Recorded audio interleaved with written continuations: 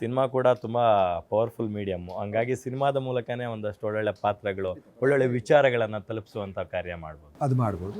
ಅದಲ್ಲದೆ ಇವತ್ತು social media ಇದೆ, ಅದೆಷ್ಟು ಕೆಟ್ಟದಾಗಿ ಬಳಕೆ ಆಗ್ತಾಯಿದೆ ಅದು ಒಳ್ಳೆಯದಕ್ಕೂ ಕೂಡ ಬಳಕೆ ಮಾಡ್ಕೋಬೋದು. ಟೆಕ್ನಾಲಜಿ ನಮ್ಮ ಕೈಲಿರೋವರೆಗೂ ಅದನ್ನು ಕಂಟ್ರೋಲ್ ಮಾಡಿ ಬಳಸ್ಕೋಬೋದು. ನಮ್ಮ ಕೈ ಮೀರಿ ಹೋಗಿ ಅದು ನಮ್ಮನ್ನು ಕಂಟ್ರೋಲ್ ಮಾಡುವಂಥ ಪರಿಸ್ಥಿತಿಯಿಂದ ಕಷ್ಟವೇ.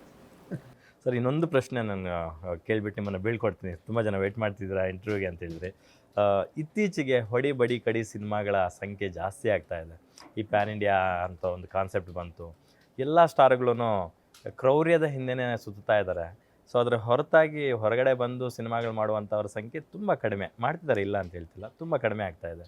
ಅದರಿಂದ ಸಮಾಜಕ್ಕೆ ಏನು ಕನ್ವೆ ಆಗ್ತಾ ಇದೆ ಅಂತ ನನಗೆ ಗೊತ್ತಾಗ್ತಿಲ್ಲ.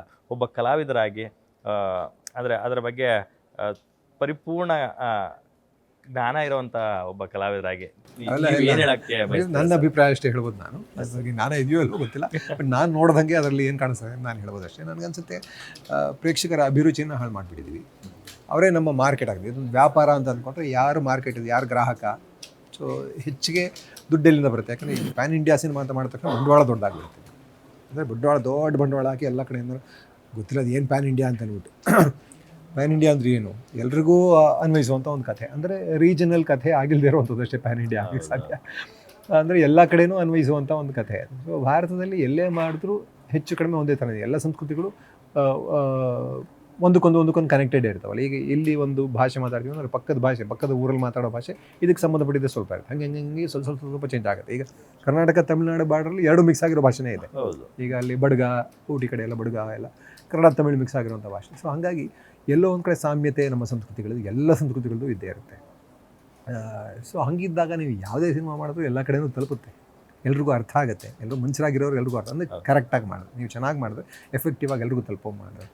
ಇವರು ಅಂದರೆ ಕೆಲವು ಅರ್ಥ ಆಗಲ್ಲ ಅನ್ನೋ ಇವರ ಭ್ರಮೆಗಳಿಗೆ ಎಲ್ರಿಗೂ ಅರ್ಥ ಆಗೋದೇನು, ಬರೀ ರೌಡಿಸಮ್ಮು, ಹೊಡೆದಾಟ, ಹೀರೋಯಿನ್ನು, ಲವ್ ಸಾಂಗು ಇಂಥವೇ ಆಗೋದು ಅಂತ ಅಂದ್ಕೊಂಡ್ಬಿಟ್ಟು ಅದೊಂದು ಸಿದ್ಧ ಫಾರ್ಮ್ಯಾಟ್ ಅಂತ ಇಟ್ಕೊಂಡು ಆ ಫಾರ್ಮ್ಯಾಟ್ನ ತಗೊಂಡೋಗಿ ಅದನ್ನೇ ಪ್ಯಾನ್ ಇಂಡಿಯನ್ ಸಿನಿಮಾ ಅಂತ ಹೇಳ್ಕೊಂಡು ಹೋಗ್ತಾರೆ. ಬಟ್ ಸಮಸ್ಯೆ ಏನಾಗ್ತಾ ಇದೆ, ನೀವು ಇಲ್ಲಿ ಪ್ರೇಕ್ಷಕರ ಅಭಿರುಚಿನ ಹಾಳು ಮಾಡಿಬಿಡ್ತೀರಾ. ಆಗಲೇ ಹಾಳಾಗಿದೆ.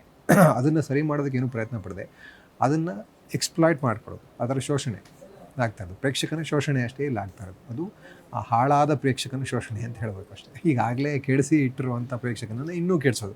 ಈಗ ಅವನಿಗೀಗ ಒಬ್ಬ ಅಡಿಕ್ಷನ್ ಅಂತ ಇಟ್ಕೊಳ್ಳಿ, ಒಬ್ಬ ಗಾಂಜಾ ಅಡಿಕ್ಷನ್, ಒಬ್ಬ ಅಫೀಮು, ಏನೋ ಒಂದು ಅಡಿಕ್ಷನ್ ಮಾಡ್ತಾನೆ, ಕೊಕೇನೋ ತೊಗೋತಾರೆ. ಇವ್ರಿಗೆ ಗೊತ್ತು ಅವ್ನು ಕೊಕೇನ್ ತೊಗೋತಾನೆ ಅಂತ, ಕೊಕೇನೇ ಕೊಡ್ತಾರೆ ಇವರು. ನಿಮಗೆ ಅವನಿಗೆ ಒಳ್ಳೇದಲ್ಲ ಅಂತ ಗೊತ್ತು, ಡಿಮ್ಯಾಂಡಿಗೆ ತಕ್ಕನಾದ ಸಪ್ಲೈ, ವ್ಯಾಪಾರ ಆಗೋಗಿದೆ ಇದು. ಯಾಕಂದರೆ ಎಷ್ಟು ಪ್ರಭಾವಶಾಲಿ ಮಾಧ್ಯಮ ಬರೀ ವ್ಯಾಪಾರ ಆಗಿದ್ರೂ ಸಾಧ್ಯ. ವ್ಯಾಪಾರ ಆಗಬೇಕು ನಿಜ, ಯಾಕಂದರೆ ಹೊಟ್ಟೆಪಾಡಿನ ಕೆಲಸ ಇಲ್ಲ, ಎಲ್ರಿಗೂ ಕೆಲಸ ಇದೆ. ವ್ಯಾಪಾರ ಆಗಿದ್ರ ಜೊತೆಗೆ ಅವನು ಜವಾಬ್ದಾರಿ ಬೇಕಲ್ಲ. ನನ್ನ ಗ್ರಾಹಕನ ಆರೋಗ್ಯ ಏನಾಗ್ತದೆ ಅನ್ನೋ ಜವಾಬ್ದಾರಿ ನನಗಿರಬೇಕಲ್ಲ. ಆ ಜವಾಬ್ದಾರಿ ಇಲ್ಲದೆ ಹೋಗ್ಬಿಟ್ಟಿದೆ. ನಾನು ಬರೀ ಅವನ ಜಾಬ್ ಎಲ್ಲರೋ ಕಾಸನ್ನು ಮಾತ್ರ ನೋಡ್ತಾ ಇದ್ದೀನಿ. ಗ್ಯಾರಂಟಿ ನ್ಯೂಸ್, ಸುದ್ದಿ ಖಚಿತ, ನ್ಯಾಯ ನಿಶ್ಚಿತ.